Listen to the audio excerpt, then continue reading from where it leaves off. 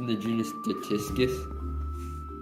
I'm gonna keep it as a pet for a little while. These beetles, this is the largest that we have in the US, if I remember correctly.